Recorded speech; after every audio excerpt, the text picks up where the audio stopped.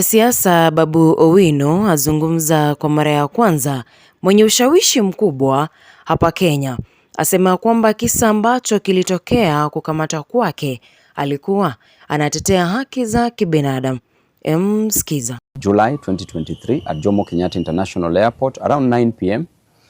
handcuffed, blindfolded and thrown in a boot of a Subaru car, driven in the middle of nowhere, put in a solitary confinement.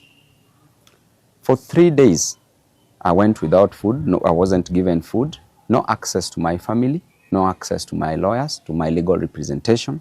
I did not take bath, I did not take water, and that was a very inhuman treatment accorded to me.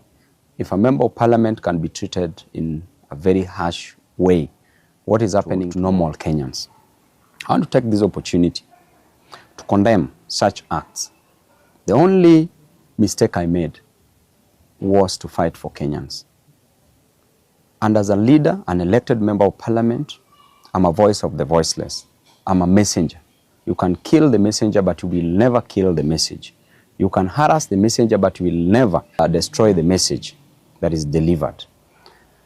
And if fighting for Kenyans is what will cost me my life, so be it. I'm an elected member of parliament whose role is to fight for Kenyans, is to fight for the downtrodden, is to fight for the people who are languishing in abject poverty, is to ensure that I deliver the best to them. And that is what I've been doing. Since I was a student leader, I was fighting for the interest of Kenyans, and I will continue fighting for the interest of Kenyans. I will never be gagged.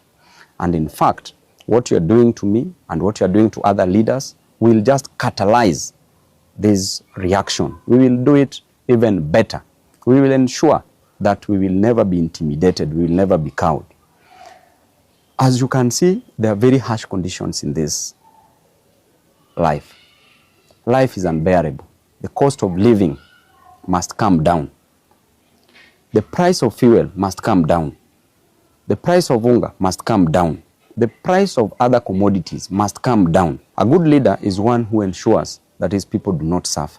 Subjecting people to these harsh conditions, to suffering, means that you are fighting for personal interest.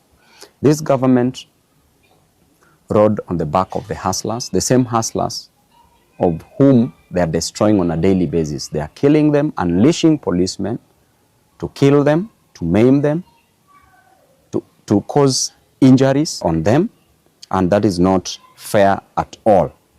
On a daily basis, you blame Raila to be the cause of the deaths of the people. Raila did not give instructions to the police to use brute force, to use the extrajudicial means to gag people from fighting for their inherent and inalienable interest, not only spiritedly but also religiously. Never blame Raila on this, because Raila is not in government. Raila did not take the price of hunger to the ceiling. Raila has not raised the cost of living. You as President Ruto, you as Rigathi Gachagua, what you are doing to the people is to deny them their fundamental human rights. In addition to that, you are killing them. You are destroying them. These hustlers, what will you tell them in 2027? How will you explain to them that you are the same person who used to fight for their interest, that you are the same person who condemned the extrajudicial killings? How will you explain to these hustlers? And I can tell you, even in the Bible itself, a story is told in the book of 1 Kings from chapter 12.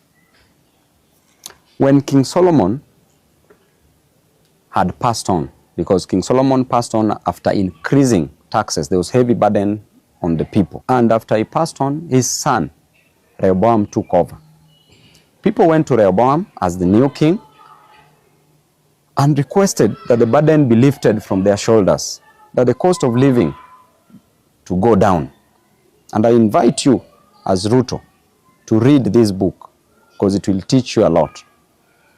When people talk to Rehoboam to reduce the cost of living, he told them that he would go and consult the people who had worked with his father, the elders. When he went to the elders told him to listen to the voice of the voiceless, to listen to his people and reduce the cost of living. His father went to the young men whom he grew up with, his age mates, who advised him that he should be harsh on the people. He went back to the people, told the people that I have a solution for the heavy burdens on your shoulder, and the solution is simple. That number one, my little finger is thicker than my father's waist. That is what Rehoboam told the people. Number two, he said, if my father used whips on you, I will unleash scorpions on you. The third thing that Rehoboam told the people is that if there is heavy burden on you, I will make it heavier. This made people to rebel. Because of the harsh treatment of the people, it led to the 12 tribes being divided into two kingdoms. One kingdom was the kingdom of Judah, which comprised of the two tribes, ruled by Rehoboam as the king, just as what is happening. And the other 10 tribes rebelled, and they formed the kingdom of Israel that was ruled by Jeroboam.